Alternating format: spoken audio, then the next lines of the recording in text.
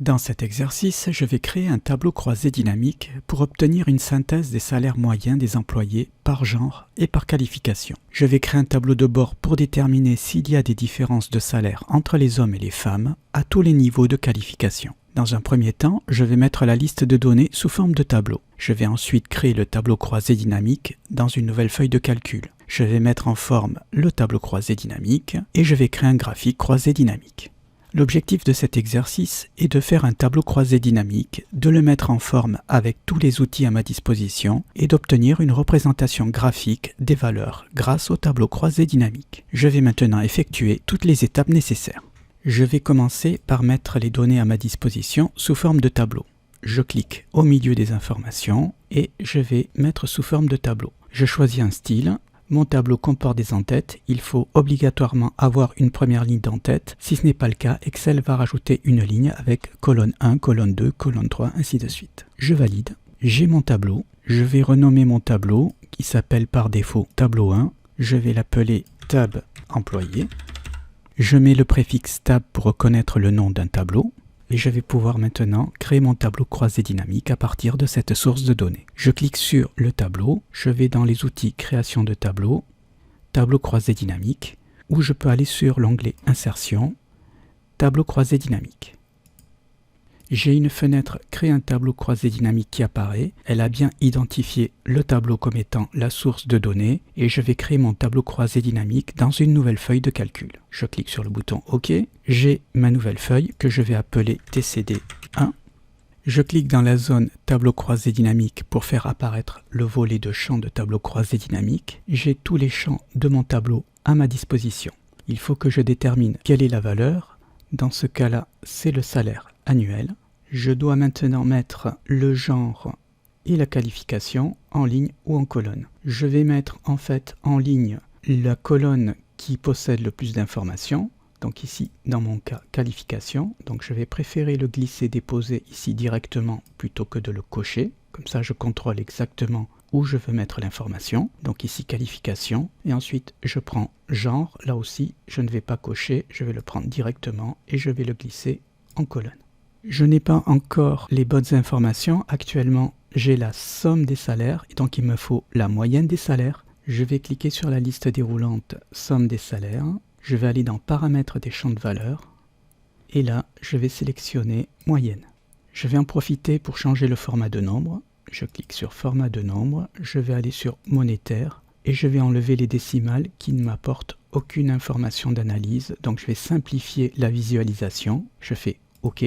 Je valide à nouveau et cette fois-ci, j'ai les bonnes valeurs. La colonne totale générale ne m'apporte aucune information pertinente. Elle vient en fait brouiller la lecture de mon tableau puisqu'ici, j'ai la moyenne des moyennes hommes-femmes, donc aucun intérêt. Je vais cliquer sur mon tableau croisé dynamique. Je vais aller dans les outils création du tableau croisé dynamique. Je vais aller dans totaux généraux et je vais activer pour les colonnes uniquement. Donc je n'ai plus les totaux par ligne. Je vais changer la disposition du rapport pour ne plus voir afficher étiquette de ligne, étiquette de colonne, mais plutôt les titres des colonnes. Pour cela, je clique à nouveau sur le tableau croisé dynamique. Je vais dans l'onglet Création, je vais dans Disposition du rapport et j'affiche sous forme tabulaire. J'ai bien maintenant qualification et genre.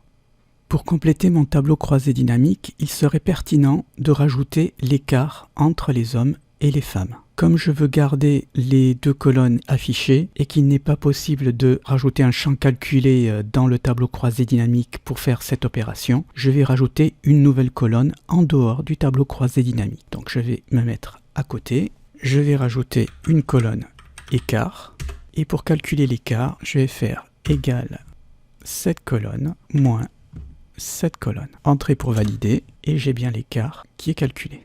J'ai toutes les informations nécessaires. Je vais maintenant pouvoir faire la mise en forme de mon tableau croisé dynamique.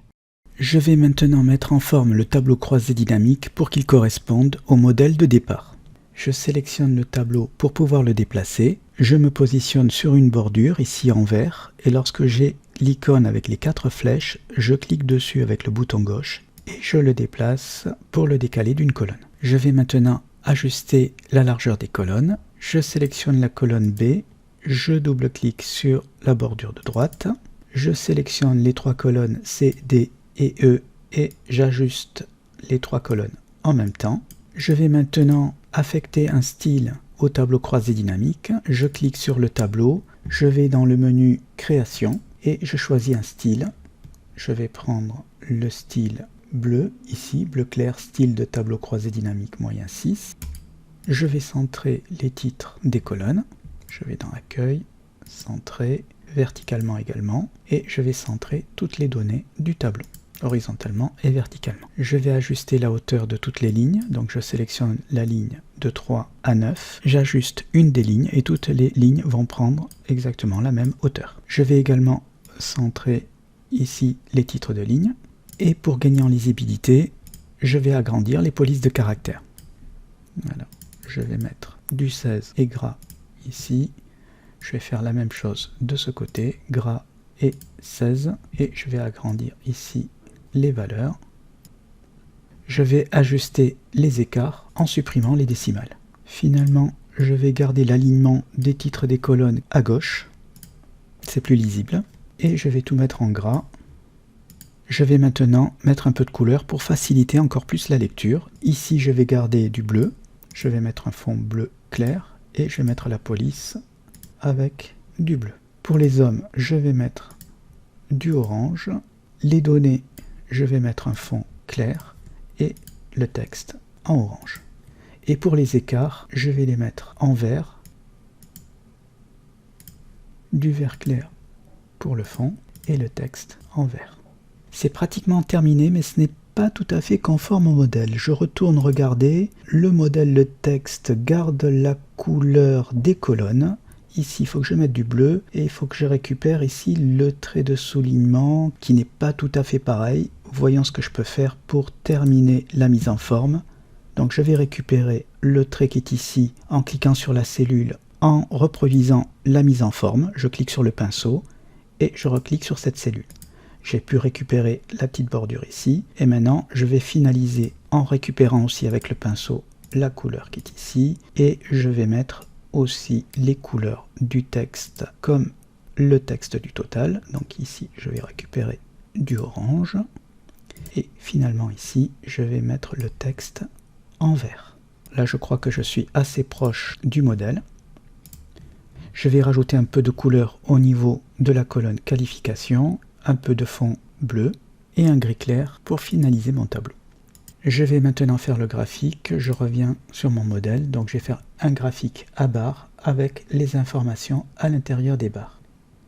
Je vais cliquer sur mon tableau croisé dynamique, je vais aller dans Analyse du tableau croisé dynamique, je vais cliquer sur Graphique croisé dynamique, je choisis mon modèle barre, je valide, je déplace mon tableau. Pour l'aligner rapidement, je vais appuyer sur la touche Alt et le caler sur le bord de la colonne G et de la ligne 2.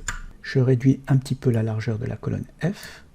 Je vais pouvoir maintenant, en sélectionnant mon graphique et en allant dans Création, choisir un style qui correspond à mon modèle. Je vais enlever les boutons du graphique, bouton droit, et je fais masquer tous les boutons de champ sur le graphique. Je vais pouvoir supprimer l'échelle du bas, je sélectionne, j'appuie sur le bouton supprime. Je vais également supprimer les barres ici à l'intérieur. Je clique sur ma légende, je vais sur accueil, je mets la police en gras et en plus grand.